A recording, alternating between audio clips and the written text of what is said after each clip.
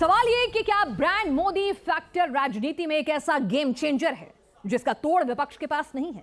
तभी तो जिस गुजरात में 27 साल से बीजेपी का सूरज अस्त नहीं हुआ, 2017 में 100 से कम सीटें आई, उसी गुजरात में इस बार महाजीत का अनुमान है। आखिर कैसे मुमकिन हुआ? मोदी सत्ता विरोधी वोटर्स का मन बदलने में कैसे कामयाब हुए? देखिए फुल डिटेल एनालिसिस स्टोरी के कैसे ब्रांड मोदी ने 27 साल के शासन की एंटी इनकम्बेंसी को भी एक महाजीत में तब्दील कर दिया, अगर ये एग्जिट पोल सही साबित होते हैं।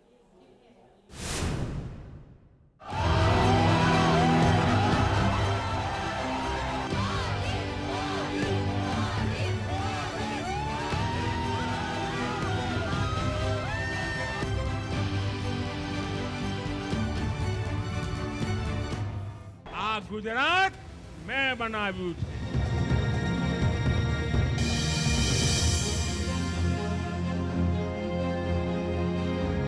ईमानदारीથી તમારી સેવા કરી હોય તો વોટ આપજો ભાઈઓ।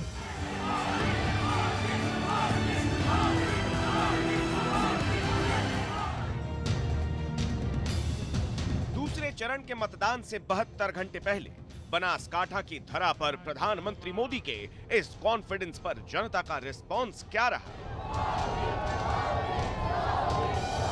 भाइयों बहनों, આપણે જાણીએ છીએ કે આ કોંગ્રેસ પાર્ટી એ રામના અસ્તિત્વને સ્વીકાર નથી કરતી। એવી કોંગ્રેસ પાર્ટી મને ગાળો બોલવા માટે રામાયણમાંથી રાવણને લઈ આવી। प्रधानमंत्री मोदी के राम भक्ति से कितनी मिली वोटों की शक्ति?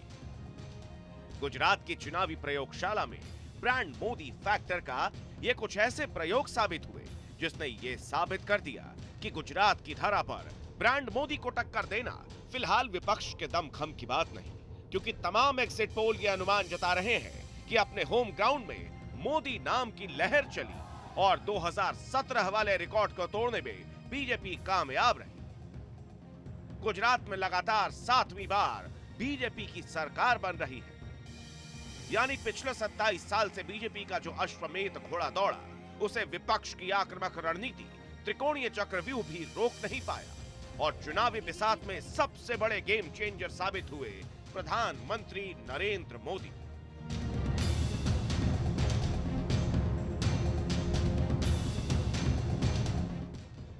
रैलियों से रोड शो तक, अहमदाबाद से कच्छ तक, भगवान सोमनाथ के धाम से भद्रकाली मंदिर की साधना तक, प्रधानमंत्री मोदी ने बिना रुके बिना थके बीजेपी के पक्ष में जो माहौल बनाया, उससे बीजेपी एंटी इनकम्बेंसी फैक्टर को धुआं धुआं करने में कामयाब रही।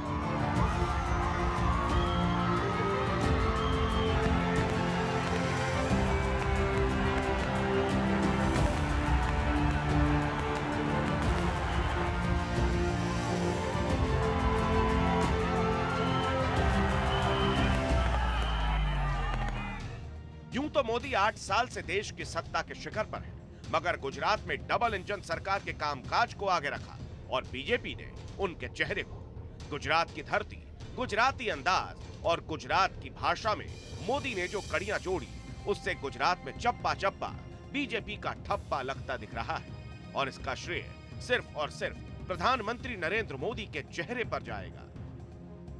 पीएम ने अपना चुनावी अभियान वलसाड़ से 6 नवंबर को शुरू किया। 27 दिन में 38 रैलियां और 4 बड़े रोड शो किए। अहमदाबाद में लगातार 2 दिन में 2 रोड शो किए। इसमें 54 किलोमीटर का सबसे बड़ा रोड शो शामिल रहा। पीएम मोदी ने अहमदाबाद की 19 विधानसभा सीटों को कवर किया। चुनाव प्रचार से 146 विधानसभा सीटों को साधा। राजकोट, वडोदरा, वलसाड़ और सूरत में पीएम मोदी के कई कार्यक्रम हुए। बीजेपी की 7वीं जीत सुनिश्चित करने के लिए प्रचंड शंखनाद किया और आखिरी गेंद तक पिच पर टिके रहे। उन्होंने अपने चुनावी कैंपेन में केंद्र और राज्य के कामकाज को टॉप एजेंडे पर रखा। साथ ही कांग्रेस की ओर से हर गाली का जवाब भी अपने अंदाज में दिया।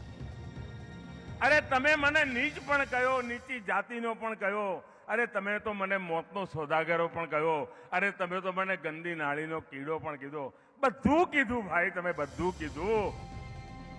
जिस गुजरात ने नरेंद्र मोदी को ब्रांड मोदी का खिताब दिलाया, उसी गुजरात में मोदी की ये भावुक अपील मानो गुजराती स्वाभिमान को जगाने का काम कर गई। एग्जिट पोल के अनुमान के मुताबिक बीजेपी अपने गढ़ को बचाने में न सिर्फ कामयाब हुई बल्कि 7 जिलों में 2017 में खाता नहीं खुला था, वहां भी इस बार कमल खिला है। विधानसभा सीटों के हिसाब से देखें तो अहमदाबाद जिले में कुल मिलाकर 21 विधानसभा सीटें हैं। दूसरे नंबर पर सूरत आता है जहां 16 सीटें हैं। वडोदरा जिले में 10, यानी इन 3 जिलों को मिलाकर 47 विधानसभा सीटें होती हैं। एग्जिट पोल का अनुमान है कि तीनों बड़े जिलों में बीजेपी का स्ट्राइक रेट बड़ा शानदार है।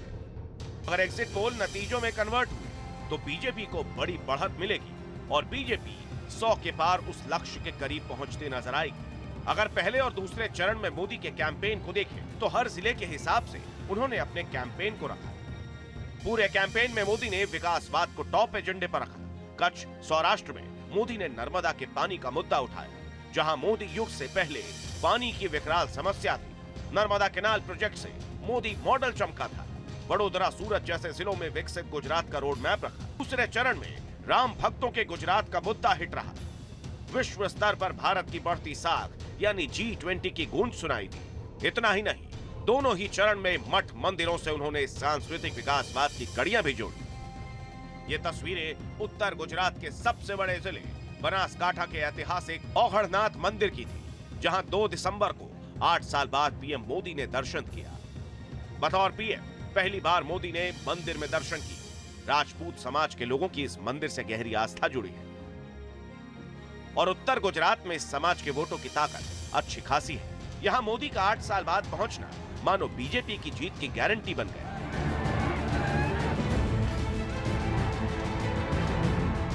यानी चुनावों के लिए मोदी ने अपनी लकीर खुद खींची और पूरा एजेंडा तय किया। यही वजह है कि मोदी के दम पर बीजेपी विरोधी वोट को भी कैच करने में पार्टी कामयाब होती दिखी, जैसा 2017 के चुनाव में हुआ था। सौराष्ट्र में बीजेपी को कांग्रेस से जब टक्कर मिली थी तब मोदी का चेहरा और दमखम ही था कि अहमदाबाद के बाद सूरत में बढ़िया स्ट्राइक रेट दिलाने में मदद की थी। तब पाटीदार आंदोलन, दलित आंदोलन जैसे सत्ता विरोधी चेहरे थे। मगर इस बार न तो कांग्रेस का अग्रेसिव कैंपेन था, न ही आंदोलन की छाया, मगर लोकल मुद्दों के हावी होने का खतरा था। लेकिन जब मोदी चुनावी मैदान में उतरे तो मानो लोकल मुद्दे डीप हो गए और उभर कर सामने आया Modi magic. Team news nation.